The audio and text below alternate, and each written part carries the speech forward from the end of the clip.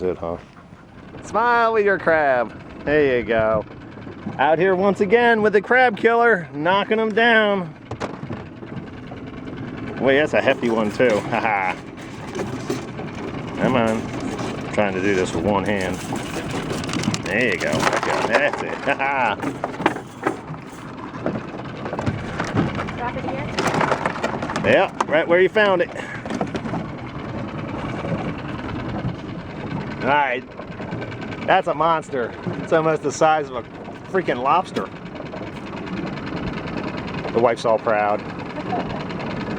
Well, the old green pearl came through it for us once again. Went on through before high tide, slack tide, and a little bit after high tide, and came out with another couple dozen of these fine Maryland blue crabs. What? Now you're enjoying the fruits of my labor. I need money. Why are you being so bitchy? Because you're being mean to me. Why am I being mean to you? Because you come here to harass me. I don't like being filmed while eating. Here.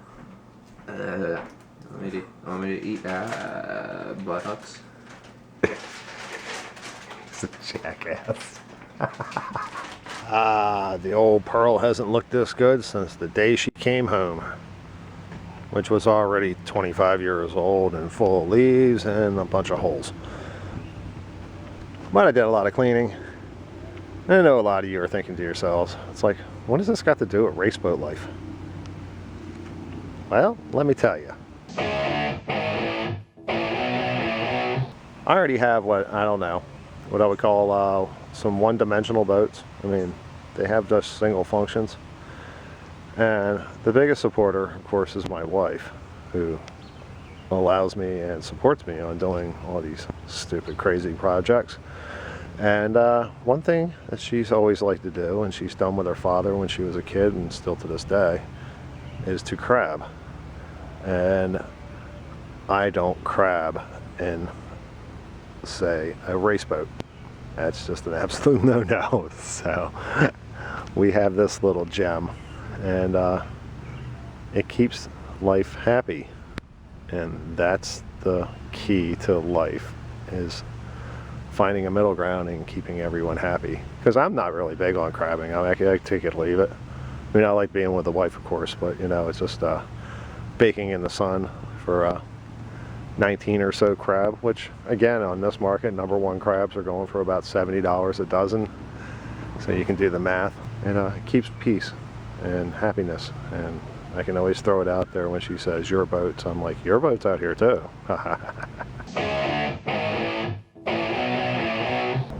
And the pearl can finally sit on the pad it was designed for. This one was just hastily built because we got the Donzi in so haphazardly, unexpectedly. I mean, I did buy it, but I wasn't really expecting to buy it at the time. This thing was in such rough shape when I got it. It was amazing. But one thing I've been dealing with, which seems like, I don't know, for years and years now, are pine needles. The pine needles came with the boat. It's been years and years, as I said, and they just keep on falling out. Not playing around. You've got this switch. You've got these gauges. You can flip the switch to #1, look at your gauge, and say, darn, there's something wrong with that battery. But what battery is #1? Don't forget to always label your batteries when you install them. Like, this is #1, this is #2. And as I'm replacing these, this will be #1, this will be #2. It's just something that always gets overlooked.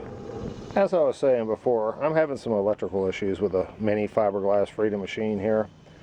I don't know what's really going on, but I've had to hit the key at the starter, click, click, click, click, and then and this guy's got a mechanical fuel pump, in which, as you can see already, the fuel bowl is empty because it's been hot out here. I guarantee most of that is vented off. So it takes a little while to get the fuel to pump up. And I tested my batteries before. They did okay, but okay is really not good enough. Not in this thing.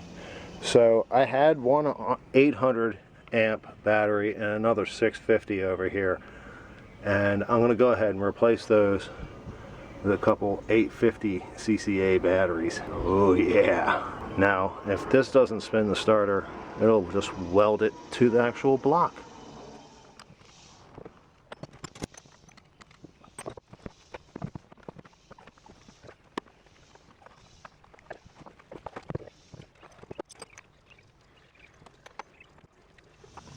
As you can see, my batteries are not fitting in my battery boxes. We don't need this fancy dancy stuff like a handle. What do you need a handle for? Boxes got handles. Let's get rid of a few things.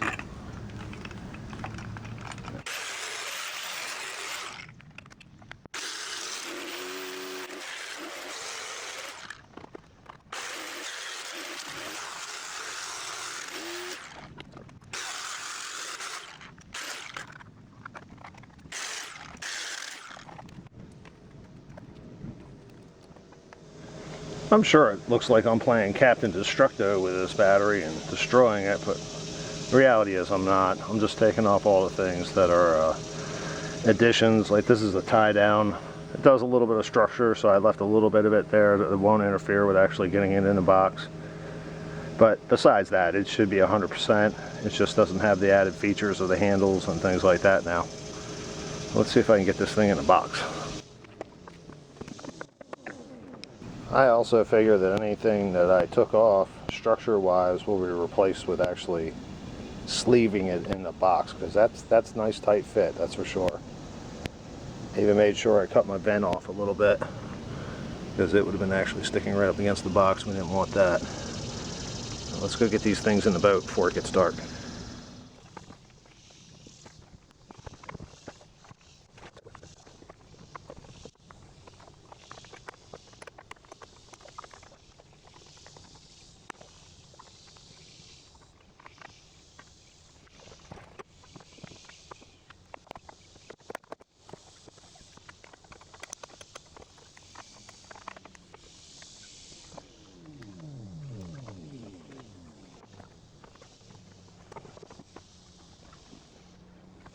It's about to get dark here in about 5 minutes, so gotta get this over quick. My batteries are in.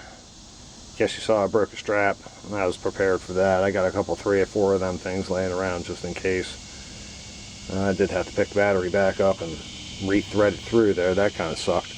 These batteries are hot though, I gotta tell you that much. Tightening down the positive terminals on each one. Now they're turned off, of course, but I had my knee over here laying up against the block. I could feel the current running through from me touching the positive terminal, and I could feel it tingle in my leg as it was touching the block.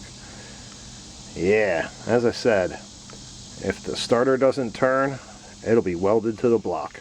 I'm not done with just the batteries down here.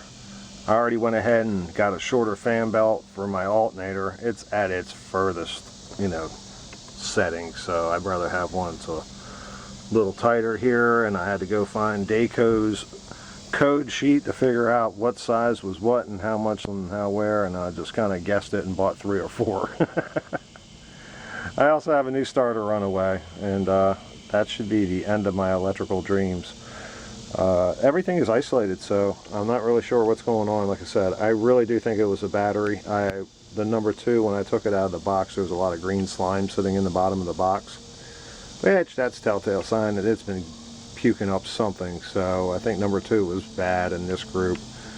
But just to be on the safe side, I'll go ahead and I'll wash them off real good, and I'll give them a good charge, and then I will load test them and see if which one comes up where.